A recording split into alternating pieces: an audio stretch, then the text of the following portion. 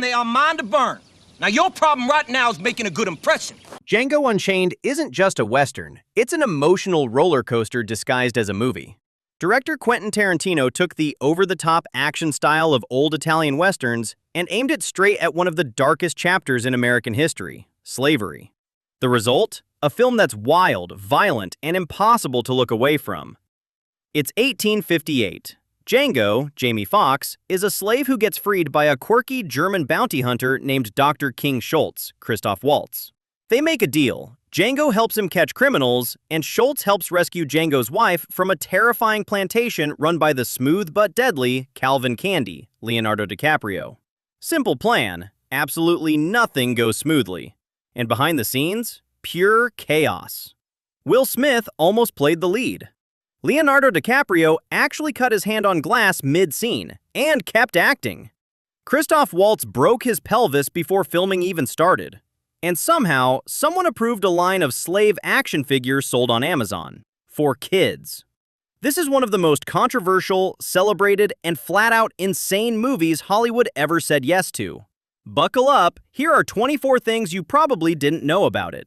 If this kind of deep dive behind-the-scenes content is your thing, go ahead and hit like and subscribe. We cover all the greatest flicks daily and every secret they've been hiding in plain sight. You don't want to miss what's coming. Now let's get into it. Fact 1. This was never a Western. Tarantino called it something far more dangerous. 500 is up for grabs, and the last thing they'd expect is y'all riding back in there and getting it. Right from the jump, Quentin Tarantino makes one thing crystal clear. He is not making a Western. He is making a spaghetti Southern, and those are two very different animals. When Tarantino pitches the film, he doesn't frame it as a cowboy movie or a Civil War period piece. He explicitly describes it as the spaghetti Western mindset, the harsh moral universe, the operatic violence, the unrepentant revenge engine, transplanted with surgical precision into the pre-Civil War American South. That is not just a marketing tagline. That is a mission statement carved in stone. The spaghetti Western as a genre is not interested in romanticizing the frontier. It is interested in exposing the rot underneath it. The greed, the cruelty, the lawlessness dressed up as justice. The result is a film that doesn't ask permission to be uncomfortable. It just is. The sun-baked frontier of the classic Western becomes the sun-baked horror of the plantation South, and the lone gunslinger riding for justice becomes Django, a man who has every reason in the world to pull the trigger. He didn't write a history movie. He wrote a genre ambush, and Hollywood walked straight into it. Fact 2. The extras start acting out the plantation hierarchy for real. Human nature is disturbing. Bettina. Yes, sir, Big Dad. What's your Jimmy's name again? Django. This is the fact that lives deepest under the surface of the production. The one that says something genuinely disturbing about human behavior. About what happens when you ask hundreds of people to inhabit a social system so completely toxic that it starts to function on its own. During the filming of the plantation scenes at Evergreen, Django Unchained employs a large number of extras to populate the background. Men and women playing enslaved people in various roles. Cotton pickers, house servants, and what the production refers to as ponies, the young women kept in the slave quarters for Candy's entertainment. Tarantino later observes the extras begin sorting themselves into the hierarchy of the film's plantation world and playing it out in real life. The women playing ponies, dressed more attractively, treated with slightly more visible status within the fiction of the set, begin looking down on the extras playing cotton picker slaves. The cotton pickers, in turn, resent the house servants and the ponies as stuck up. And then a fourth social division emerges, tension between darker-skinned and lighter-skinned extras. The invented social hierarchy of a fictional plantation generates real social behavior among the people paid to perform it. Tarantino compares it directly to the Stanford Prison Experiment, the famous 1971 psychology study in which participants assigned the roles of guards and prisoners began genuinely inhabiting those dynamics within days. On a movie set in Louisiana in 2012, the pretend caste system starts feeling real. That is the most unsettling fact in this entire list, and it is the one Tarantino himself cannot quite shake. Fact 3. Sidney Poitier tells Tarantino to man up. At some point in the development of Django Unchained, Tarantino, concerned about the weight of depicting American slavery with full historical authenticity, floats an alternative. What if the movie is set in the Caribbean? What if the slave characters are played mostly by non-American black extras? The idea is to step away from the specific, devastating gravity of the American Deep South, to give the story a little room to breathe as fiction rather than feel like it has to carry the entire archive of American horror. And it is Sidney Poitier, one of the most legendary actors in Hollywood history, the man who broke more racial barriers in American cinema than almost anyone alive, who tells Tarantino to bury that instinct. Over dinner, Poitier lays it out plainly. If you are making a movie about American slavery, you are filming it in America. You are confronting it directly. You are not sidestepping the geography of the wound. When Tarantino continues to hedge, Poitier reportedly grows exasperated and delivers the final word, "Man up. It's just a movie." Those words change everything. Django Unchained is set where it needs to be set, filmed where it needs to be filmed, and it confronts what it needs to confront. Fact 4. Samuel L. Jackson gives DiCaprio the most legendary pep talk. The table read for Django Unchained is one of the most significant moments in the film's entire production, and not because everything goes smoothly. Leonardo DiCaprio, who has just been cast as Calvin Candy and is preparing to embody one of cinema's most despicable villains, hits a wall. Mid-read, mid-monologue, DiCaprio stops. He looks up from the script. He tells the room he cannot do this. Not in those words exactly. He says this is not him, that he cannot say what is written on the page. The room goes quiet. DiCaprio is not wrong about the difficulty of what is being asked. The script is relentless in its ugliness, by design. And then Samuel L. Jackson speaks. Jackson tells DiCaprio, in terms that could not possibly be more direct, to say the word.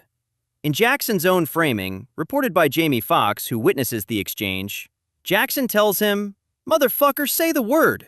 This is just another Tuesday for us." One sentence, 12 words, delivered with the full authority of a man who has been navigating racial politics in Hollywood for 30 years and has absolutely zero patience for paralysis. By the very next day, DiCaprio is back, ready. And Calvin Candy becomes one of the great villain performances of the decade. Fact 5. Tarantino brainwashed his crew. Before a single frame rolls on a Tarantino production, the crew gets homework. But for Django Unchained, the reading list is absolutely unhinged. And that's the point. Tarantino's prep tradition involves screening films for key creatives so everyone is drinking from the same aesthetic well. For Tarantino, that means throwing Italian westerns, European art cinema, gothic horror, and surrealist nightmare fuel into a blender and telling his cinematographer and production designer to drink up.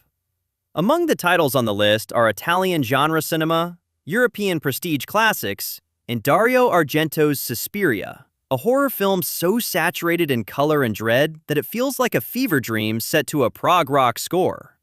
That is why Django Unchained can shift from a sunlit frontier myth to a gothic plantation nightmare without a single tonal apology. Every one of those mood swings traces back to Tarantino's homework assignments. When the film feels like a horror movie in the depths of Candyland's dining room, that's not an accident. That's Suspiria. When it feels like a Baroque revenge opera in the final act, that's Leone. Fact 6. Christoph Waltz breaks his pelvis before filming even starts and still wins the Golden Globe. Christoph Waltz is not a natural horseman. This is not a criticism. It is a fact that the man acknowledges openly and with a very specific kind of Austrian humor.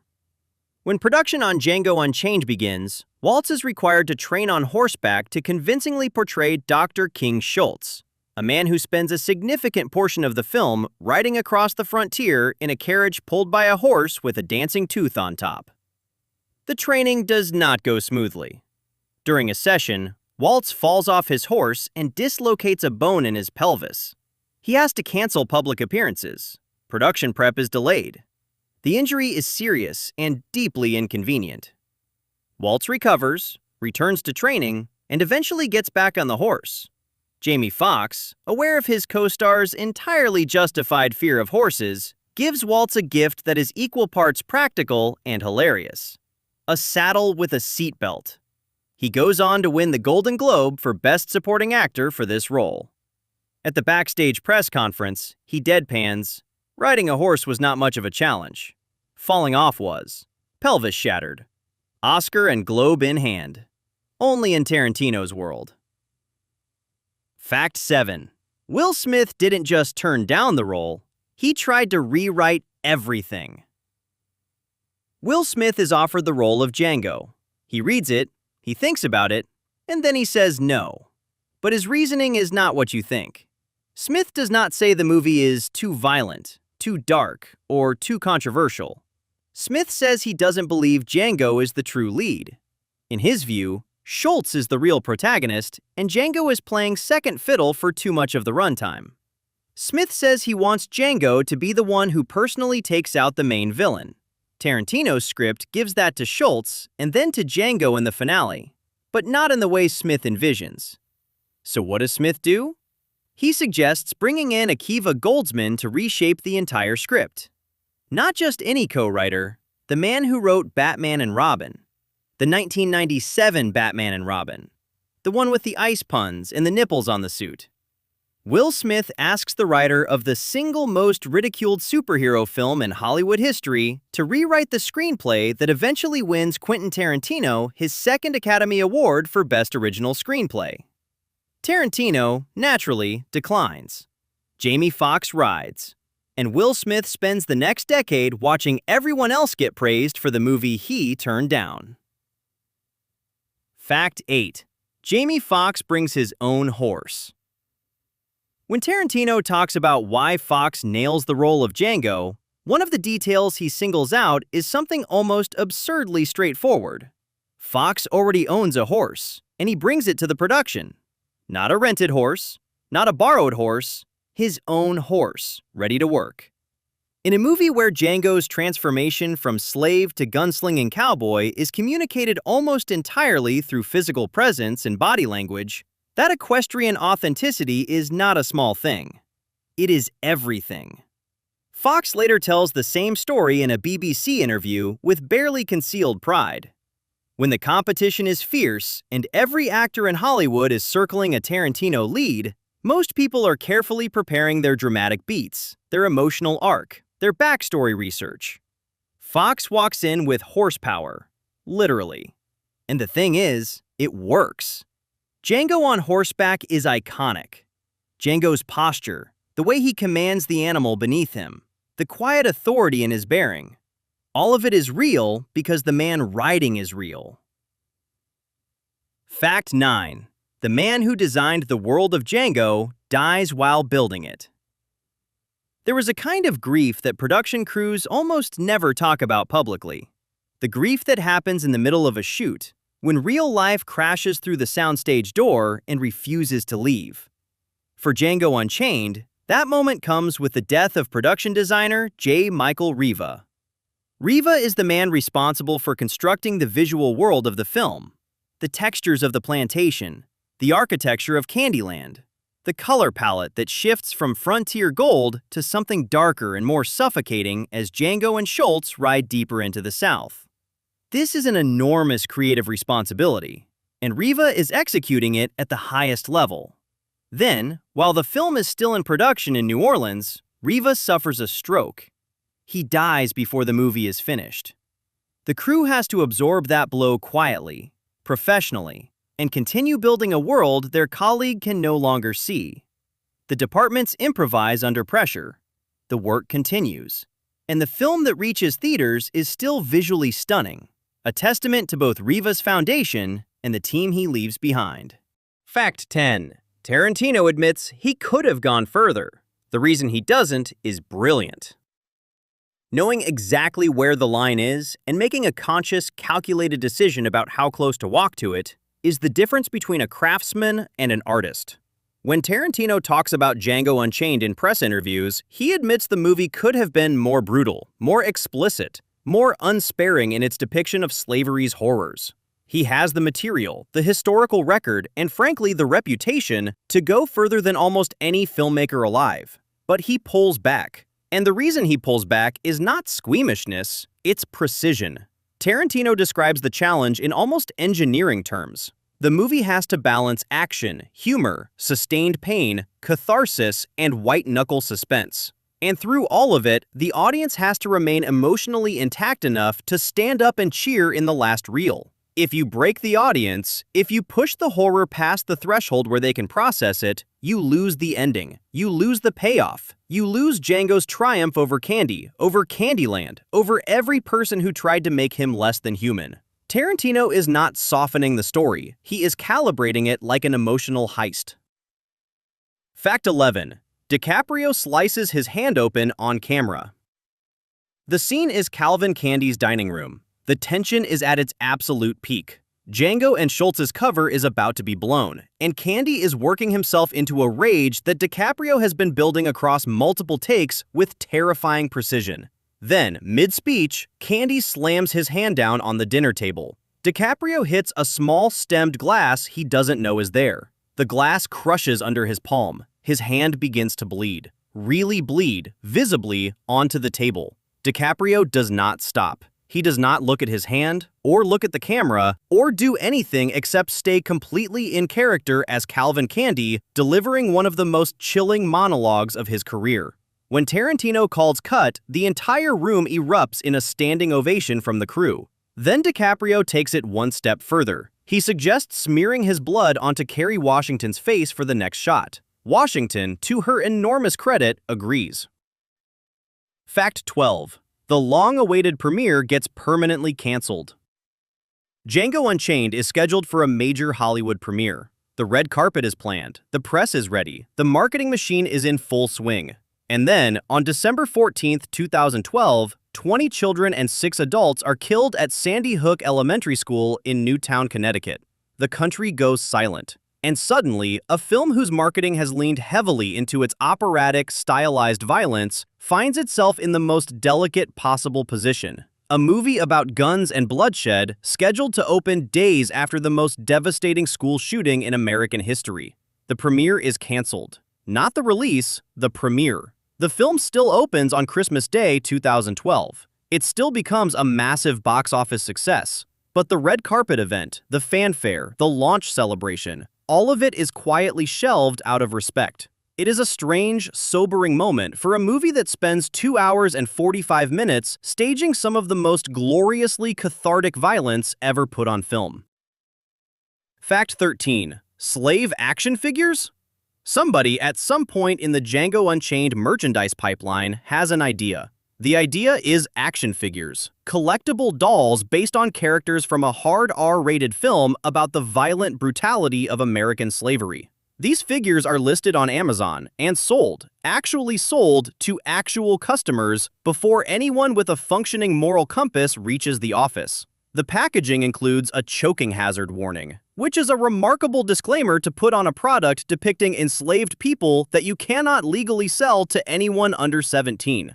The backlash is immediate, loud, and entirely predictable. Civil rights groups describe the figures as trivializing slavery. The internet reacts with something between outrage and disbelief. Listings are yanked from Amazon. The Weinstein Company issues a statement and walks the entire product line back. But once the recall happens, the remaining figures begin selling on the secondary market for massively inflated prices. Outrage becomes a profit signal. The backlash gets scalped.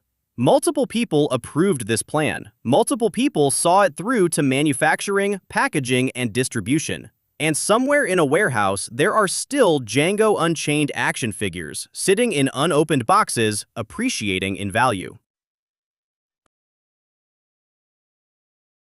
Fact 14. Spike Lee goes to war with Tarantino, and Tarantino doesn't even pick up the phone. Spike Lee is one of the most important filmmakers in American history.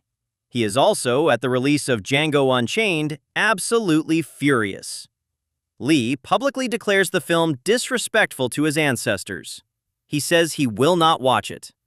He takes to Twitter to describe his feelings without ambiguity or diplomatic softening. Lee is not a man who whispers when he has something to say. and he has a great deal to say about a white director making a slavery revenge fantasy that uses the N-word approximately 110 times in 2 hours and 45 minutes. Tarantino refuses to engage, publicly, definitively, completely. He announces that he will not respond to Spike Lee's criticism, and then, demonstrating extraordinary self-discipline for a man who has never been accused of brevity, he actually keeps that promise. He says nothing. Meanwhile, the audience disagrees with Lee's assessment in real time. Opening weekend reports show that Django attracted a very strong black audience. In some areas, most of the people watching on opening day were black. The debate becomes its own second movie, playing in headlines while the actual film plays in theaters. Fact 15. The plantation in the movie is a real plantation, and the ground still remembers. When the production team is scouting locations for Big Daddy Bennett's plantation, the first major slave estate Django and Schultz visit, Tarantino falls in love with Evergreen Plantation in Edgard, Louisiana, and it is not hard to understand why. Evergreen is not a replica or a reconstruction. It is the real thing. With 37 of its buildings listed on the National Register of Historic Places, it is the most intact plantation complex remaining in the American South. The slave quarters are still standing. The infrastructure of an economy built on human bondage is still there, preserved, waiting. The crew uses those actual slave quarters for filming. They stage scenes of Django's past and present against the same walls that once held enslaved people. The production is not approximating history, it is filming inside it. There was one small problem. The plantation was producing sugarcane, not cotton. The visual of enslaved people picking cotton is so central to the film's iconography that the production team physically creates it, dressing fava bean plants with cotton heads, engineering the aesthetic of a cotton field onto land that grows something else entirely. They fake the crop. But the slave quarters? Those are very, very real. They stage a revenge fantasy on ground that still remembers the real thing. Fact 16. Dr. King Schultz actually exists somewhere else in Tarantino's universe. Quentin Tarantino has spent his entire career quietly insisting that all of his films exist in the same fictional universe, a shared world where Vincent Vega's cousin is the Vic Vega from Reservoir Dogs, where the Red Apple cigarette brand appears from Pulp Fiction to Once Upon a Time in Hollywood, and where the interconnections reward the obsessive viewer who watches everything twice. Django Unchained is no exception, and the thread that connects it to the broader Tarantino-verse is hiding in a place most people never look: a cemetery. In Kill Bill Volume 2, there is a tombstone visible in the background of a scene, and eagle-eyed fans have noted the name engraved on it: Schultz. The same Germanic surname as Dr. King Schultz, the bounty hunter played by Christoph Waltz. Tarantino has never explicitly confirmed this as a deliberate connection, which is entirely consistent with how he handles the shared universe. It exists in the margins, in the background details, in the things you catch on a third viewing at midnight. Fact 17. The theme song is built from two dead legends. The theme song for Django Unchained is called Unchained, and it is exactly as audacious as everything else about this production. Tarantino wants a sound that doesn't exist yet. Something that bridges the raw, hungry energy of hip-hop with the soul-soaked funk of classic Black American music, layered over the dramatic sweep of a classic Western score. He doesn't hire a composer to write something new from scratch. He commissions a resurrection. Tarantino brings in Claudio Queni, the engineer who worked with Tupac Shakur. He tasks Queni with combining two existing tracks, the Swizz Beatz remix of Tupac's Untouchable with James Brown's The Payback, recorded in 1973, over 2 decades before Brown's death in 2006. Two legends who never met. Two tracks from two different eras of Black American music. Queni stitches them together into something new, Unchained, which opens the movie with an immediate declaration: this is not a historical film. This is a living one. And it absolutely slaps. Fact 18. The original Django. In 1966, Italian director Sergio Corbucci releases a film called Django. The title character is played by Franco Nero, a brooding, magnetic Italian actor whose portrayal of a laconic gunfighter dragging a coffin through the mud becomes one of the defining images of the spaghetti western genre. Nero appears in Django Unchained as a small role, the owner of a fighting slave who is competing against one of Calvin Candy's fighters. It is a brief scene, but it contains what is arguably the greatest cameo exchange in cinema history. Django is asked to spell his name. He does. He explains, "The D is silent." Nero's character looks at him and says 2 words, "I know." That is the entire scene, and they carry 50 years of weight. The original Django acknowledging the new one, the legend passing the torch, the genre folding back on itself in the most elegant possible way.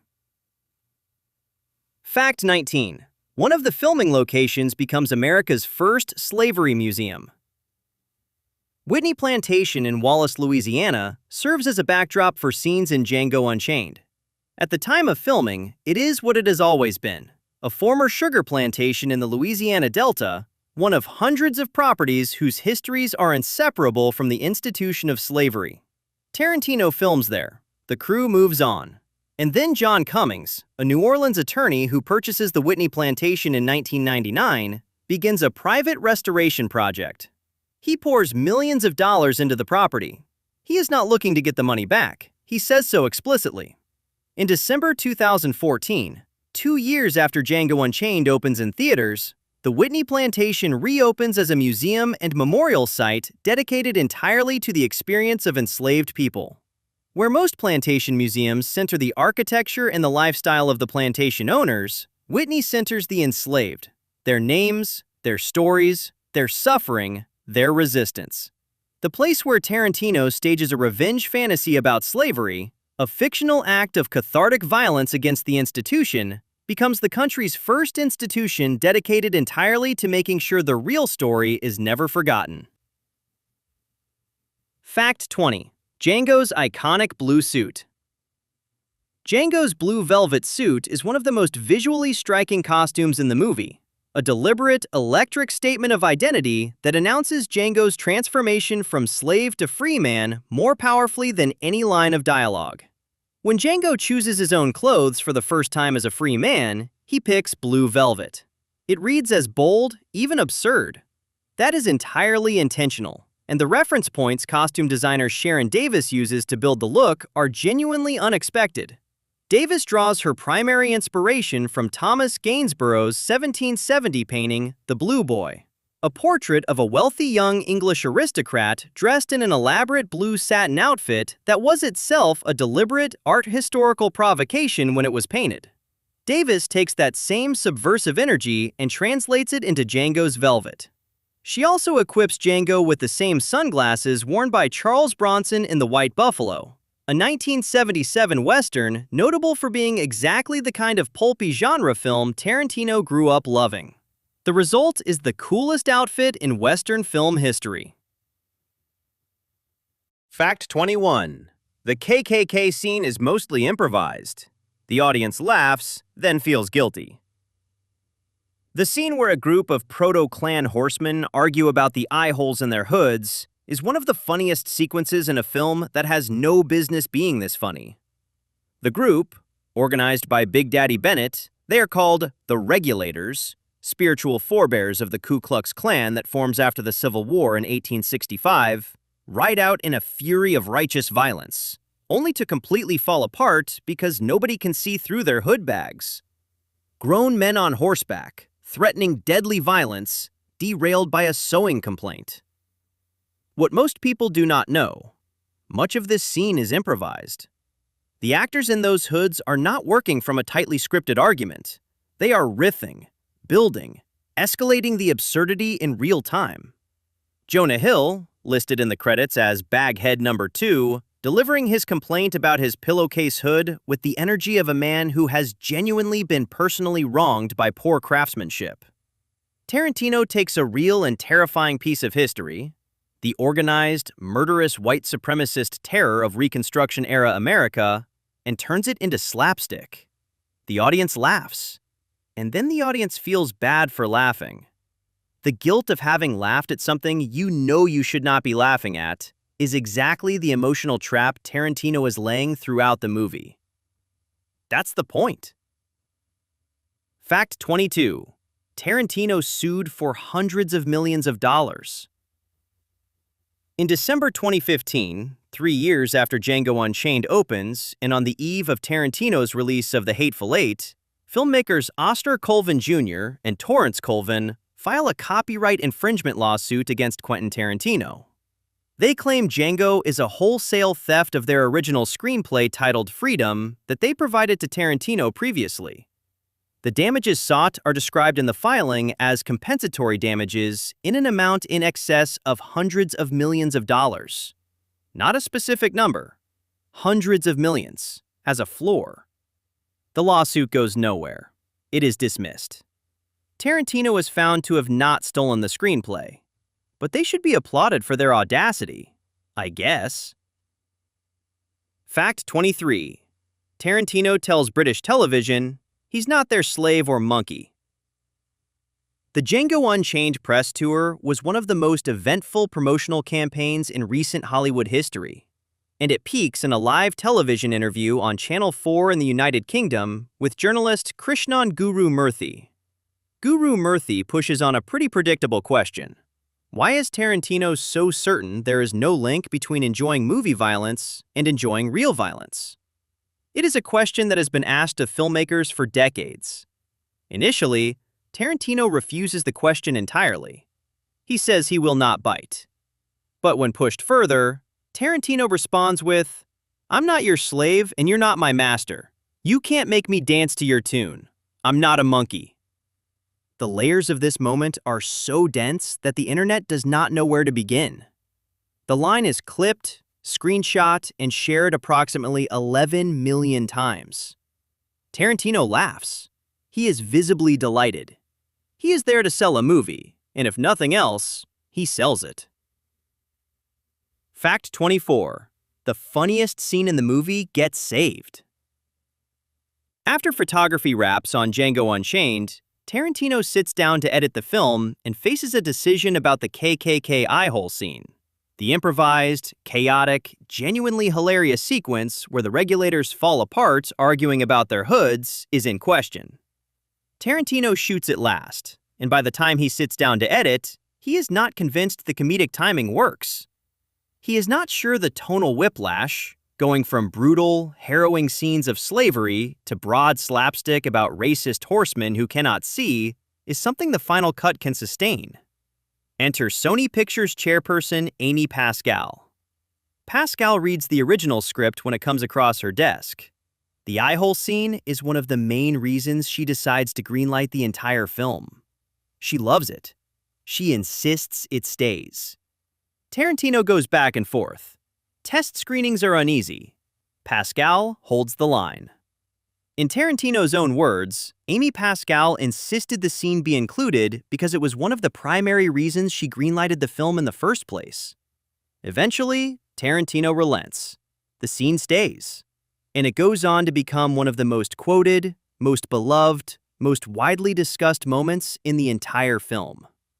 Django Unchained arrives in theaters carrying the weight of every argument Hollywood has ever refused to have with itself. About race, about violence, about who gets to tell the story and who gets to ride off into the sunset. And it does not set that weight down politely. It throws it through the window. The film that exists in theaters in December 2012 is the product of every piece of chaos detailed in this list. The casting collapses, and the crew tragedies, and the toy line disasters, and the improvisations, and the pelvis injuries, and the hand that keeps bleeding. And somehow, through all of it, it is also a genuinely extraordinary piece of cinema. What makes Django Unchained endure is not the controversy, not the box office, not even the 2 Oscar wins. It is the emotional architecture of the ending, the specific, earned, cathartic release of watching a man reclaim his dignity and his wife and his name in a world that tried to strip all 3 away. That is what Tarantino calibrates across 2 hours and 45 minutes. That is what every weird, chaotic, occasionally disastrous behind-the-scenes story is in service of. So if you loved getting behind the madness, hit like, smash subscribe, and drop a comment telling us which fact made you rewind. Was it the hand? The pelvis? The action figures? Tell us below, because in a world full of movies that flinch, Django Unchained aimed straight, and the D is still silent.